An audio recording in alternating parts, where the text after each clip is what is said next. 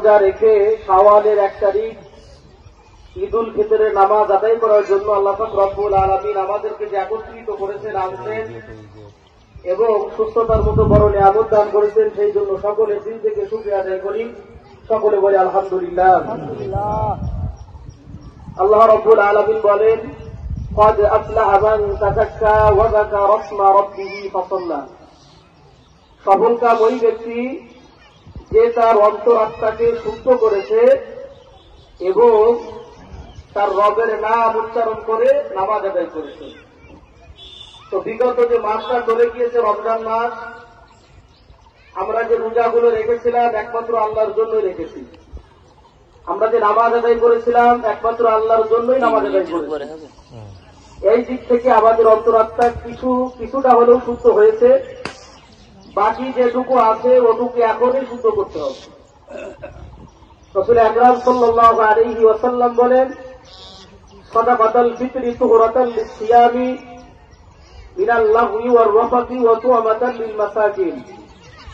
পয়গম্বর আরবি সাল্লাল্লাহু আলাইহি ওয়াসাল্লাম বলেন যে আমি তোমাদের উপর সাদকাতুল ফিতর এই জন্য ওয়াজিব করেছি, এর 1 নম্বর কারণ হলো রমাদানের রোজার ভিতরে অনিচ্ছাকৃত ভাবে হোক, ইচ্ছাই হোক, রাগের মাথায় হোক, যে গালিগালাজ গুলা করেছি, অশ্লীল জিনিস দেখেছি, এই সমস্ত ত্রুটিপূর্ণ রোজাগুলাকে শুদ্ধ করার জন্য, পরিপূর্ণ করার জন্য, পবিত্র করার জন্য আমি তোমাদের জন্য সাদকাতুল ফিতরা ওয়াজিব করেছি।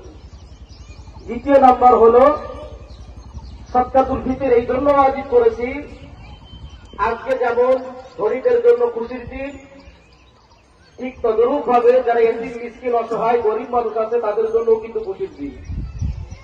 তো রাসূল বলেন, যাদের কাছে টাকা আছে তাদের তো খুশির শেষ নাই, কিন্তু যে এতিম মিসকিন গরিব মানুষগুলো আছে খুশির দিন থাকলেও তাদের মনটা খুশি থাকে না।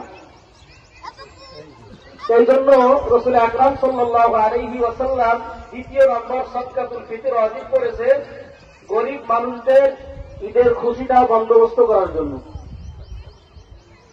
তৃতীয় নম্বর সাদকাতুল ফিতর এই জন্য ওয়াজিব করা হয়েছে, এই সাদকাতুল ফিতর যখন আমরা দান করব এটা আমাদের সদকা জারিয়াও হবে।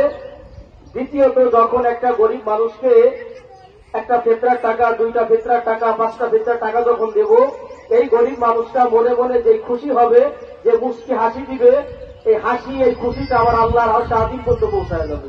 সুবহানাল্লাহ। এই জন্য সম্মানিত হাজিরিন, আমাদের সবার উপর কিন্তু যাকাত ফরজ হয় নাই, কিন্তু এখানে যারা আমরা আসছি বেশিরভাগ 90% লোকের